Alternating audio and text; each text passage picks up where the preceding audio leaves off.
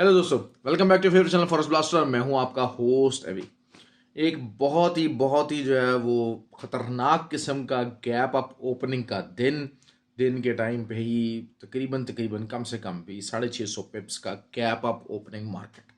तो that is something very very fearsome actually. देखें, ये चीज़ें हमने जो है वो यूक्रेन वॉर के अंदर तो बहुत देखी।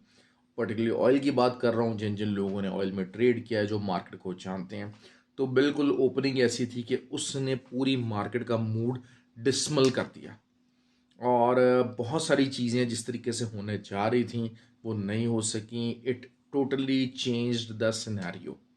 लेकिन मैंने जिस तरह अपनी कल की वीडियो में बात की थी, देखें, ये सिनेरियो चेंज ज़रूर हुआ है।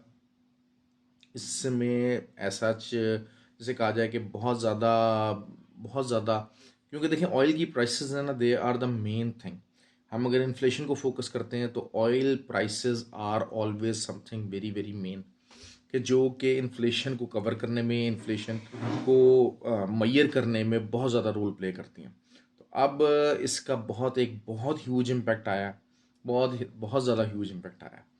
तो हम जो है वो कल की अपनी जो वीडियो है उसके मुताबिक, obviously it was just in the beginning of the day, although I was tempted कि मैं कोई नई वीडियो बनाता।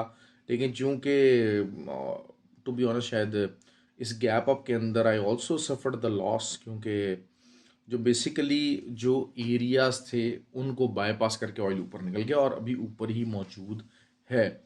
तो जो ऑयल की ट्रेड, आपको पता है oil is something my favourite, जिसमें और इसमें जो है वो एक टेंडेंसी आई है कि ये ऑयल जो है वो इसने काफ़ी ज़्यादा एसएल हिट की हैं और काफ़ी ज़्यादा जो है वो चीज़ मामलात ख़राब की हैं। तो ये चीज़ होती है। बहरहाल मैं अपने फ्री व्हाट्सएप ग्रुप के अंदर बताता हूँ कि आपको लाइफ में, आपको ट्रेडिंग में ऐसे दिन आएंगे, लाजमी आएंगे, कि जिस दिन न्यूज़ ऐसी होगी कि आप कुछ कर नहीं सकेंगे। अब इस किस्म का जब गैप अप हो जाता है, चीज़ हो जाती है, एक तो या तो ये कि पहले से कोई बिल्ड डाउन हो रहा हो, तो चीज़ आप समझ सकते हैं कि हाँ यार कुछ ऐसी चीज़ बिल्ड होने लगी है। क्योंकि अगर फ्राइडे तक की जो है ओपेक मीटिंग में यही था कि वो जो एग्जिस्टिंग कट था वो उसी को बरकरार रखेंगे, फ्राइडे तक ओपेक रिलेटेड न्यूज़ यही थी। और बाद में जब ये न्यूज़ बिल्ड ऑन हुई है, अब आप कुछ कर नहीं सकते, you just have to take the bite. और दैट हैज, अब बहुत सारे लोग कहेंगे सर मेरा तो पूरे $200 का अकाउंट था भाई, वो सब उड़ गए, यहाँ $1000 के अकाउंट उड़े भाई। This is what the trading is. Trading में आपको जिंदा रहना है। बहुत सारी दफ़ा यही होता है कि आप बहुत सारा प्रॉफिट कमा लेते हैं, सारा कुछ हो जाता है, लेकिन आपको अपने आप को तैयार करना पड़ता है बैकअप के लिए। अल्हम्दुलिल्लाह ठीक है जी, लॉस हुआ है, लेकिन ये कि वी विल रिकवर और उस चीज़ को हम करेंगे इंशाल्लाह। इन्हीं चीज़ों से बंदा सीखता है, करता है, हर चीज़ हमने देखी है। तो खैर, अब ये जो, अब सबसे पहले मैं ऑयल को कवर करूँगा। अच्छा, फ्री व्हाट्सएप ग्रुप में बहुत सारे लोग थे हमारे, वो परेशान होते रहे। फ्री व्हाट्सएप ग्रुप में टोटली फ्री, 100% फ्री है, हर कोई ज्वाइन इन कर सकता है उसको। और जो है वो आप उसको ज्वाइन इन करने के लिए, क्योंकि लर्निंग बेस्ड ग्रुप है, just only for the sake of signals नहीं है कि जी आप सिग्नल्स मिल जाएंगे ऐसे हो जाएगा। देखें, अब वही बात है कि ऑयल का था, जो वीडियो के 10 सिग्नल से, फिर यूएसडी कैड है। कैड आपको पता है कि डायरेक्टली प्रोपोर्शनेट चलता है ऑयल के साथ। मेरे फ्री व्हाट्सएप ग्रुप वाले लोग ये बड़े अच्छे तरीके से रिलेशन को समझ गए, क्योंकि loonie is highly dependent on the oil. तो वो जो ऑयल कैनेडियन वाली जो बाय थी वो भी उसका भी सत्यानाश फिर गया। और बाद में आईएसएम नंबर्स जो आए उन्होंने भी बड़ा एक अजीबोगरीब इम्पैक्ट डाला, उसको बार कवर कर लेते हैं।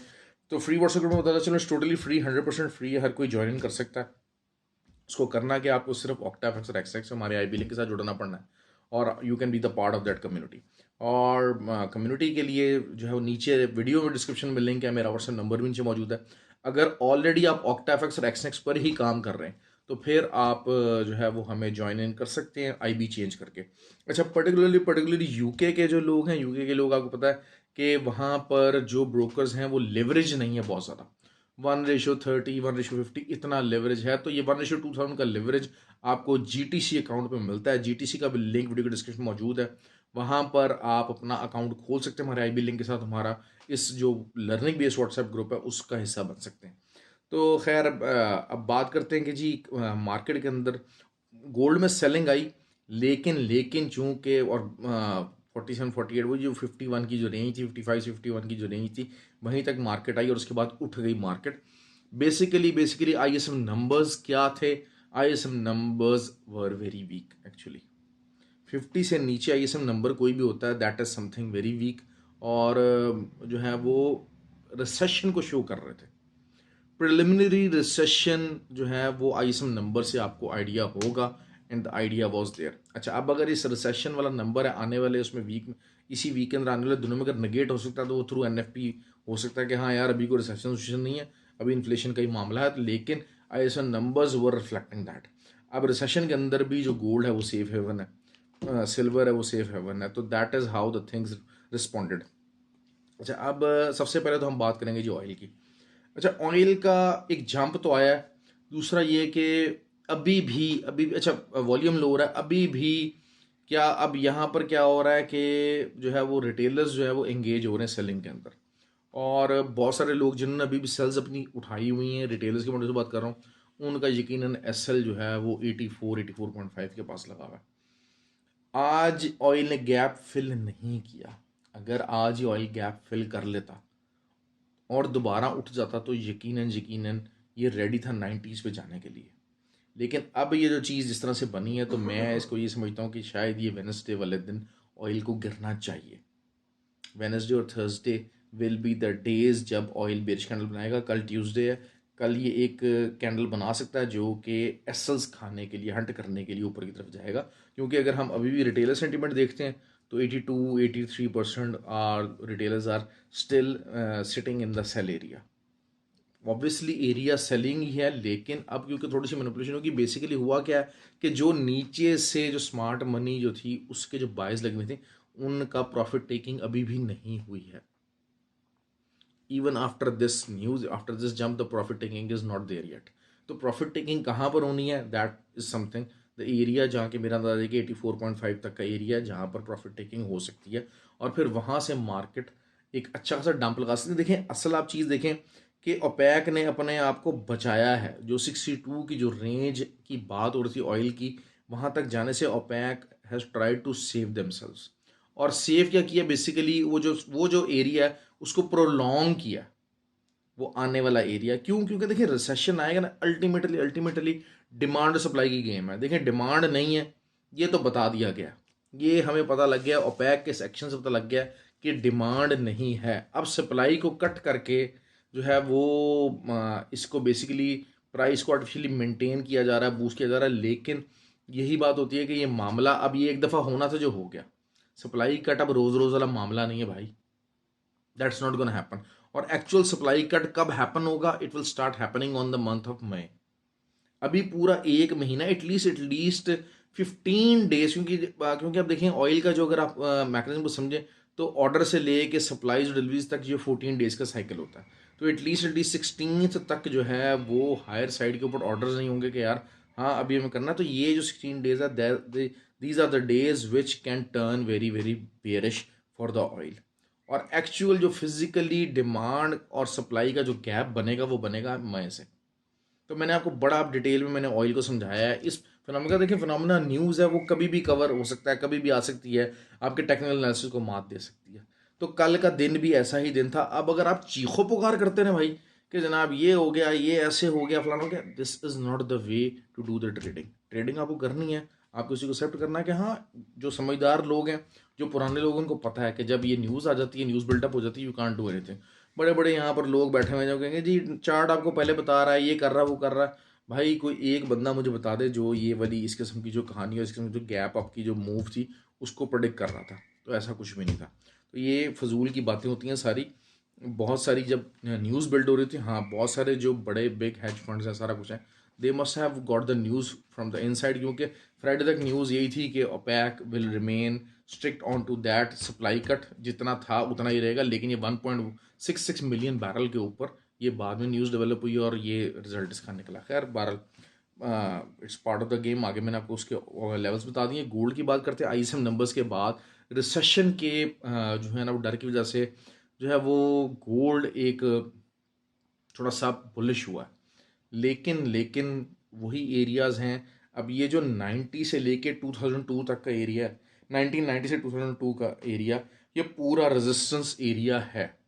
2000 के ऊपर अगर डेली कैंडल क्लोज होती है तो that will be something very important. और अगर 2 कैंडल क्लोज हो जाए तो that will be something very important, कि जो कि फिर आपका 2070 तक का एरिया जा सकता है मार्केट का।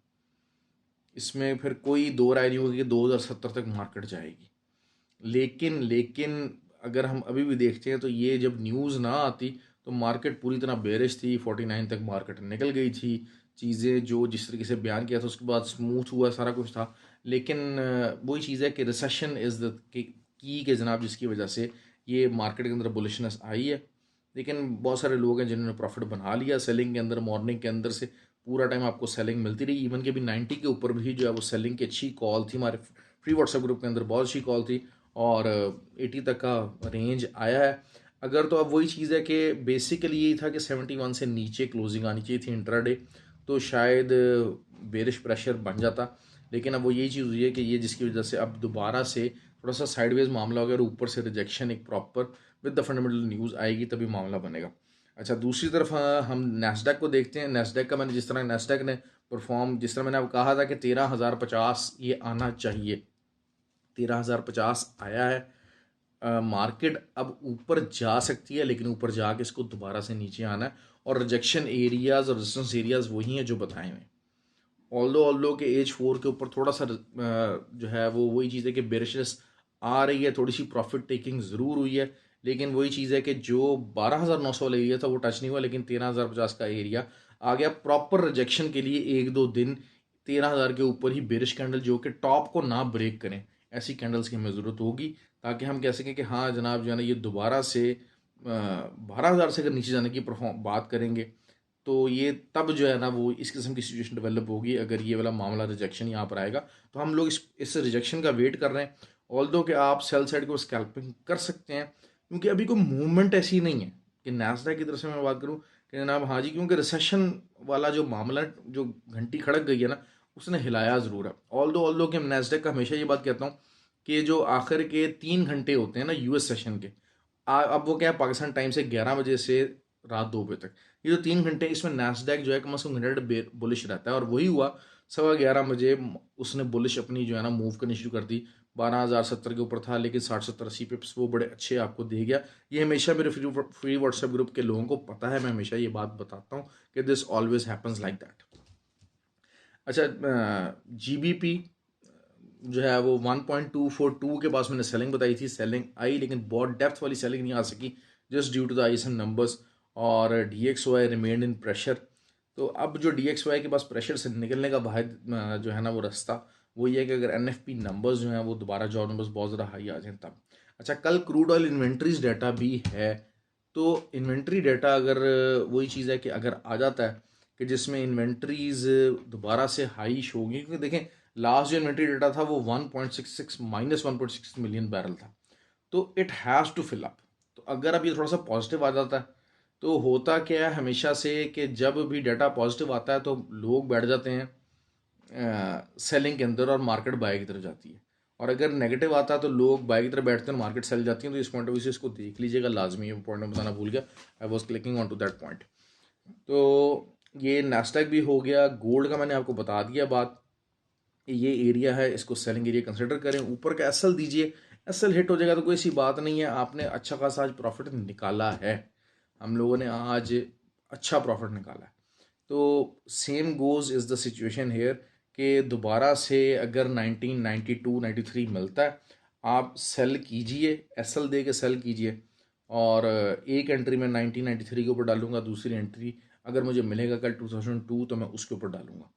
और वहाँ से जो हमारा पहला टीपी होगा 71 का पहला टीपी होना चाहिए, 1971, और उसके बाद TP2 और TP3। तो एसएल आ गया तो ठीक हो गया, एसएल हिट होता है तो हो जाए, ज़ाहिर बात है। इतना बहुत जो है 100-150 पिप्स का एसएल होगा, क्योंकि ज़ाहिर बात है 100-150 पिप्स का ही हमारा, बल्कि शायद 200 पिप्स का पहला टीपी है, तो 100-150 पिप्स का एसएल आपको रखना पड़ेगा। That is how I trade. ये 20-20-30 पिप्स वाले चीने मैंने जो सिग्नल्स हैं, आई डोंट फॉलो दैट, आपको सबको बड़े अच्छे तरीके से पता है इस बात का। यूरो और DXY थोड़ा सा प्रेशर में है, थोड़ा सा ऊपर जा सकता है। GBP थोड़ा सा ऊपर जा सकता है, लेकिन वो ये चीज़ है कि आपको दोबारा से अच्छी सेलिंग का मौका देगा। ये कोई बहुत ज़्यादा एरियाज़ ऐसे नहीं है कि जहाँ पर, हाँ, GBP JPY सेलिंग एरिया है, सेलिंग एरिया है। उसका एक जो डॉलर है उसके अंदर 70 पिप्स होते हैं, तो 165.5 का अगर आप SL लगा के ऐसे सेलिंग करना चाहें 159 तक की सेलिंग आप होल्ड कर सकते हैं। दिस इज़ समथिंग कि जी यहाँ से आप सेल अच्छा ले सकते हैं। ये एरिया बन रहा है GBP JPY का। तो ये थी जी आज की वीडियो। आई होप कि आपको वीडियो पसंद आए। लाइक कीजिए, कमेंट कीजिए, and thank you very much and have a good day, and thanks to the haters because they are showing their hate into the comments, and they are motivating me more and more to do well. Okay जी, अल्लाह हाफ़िज़, ख्याल रखें अपना।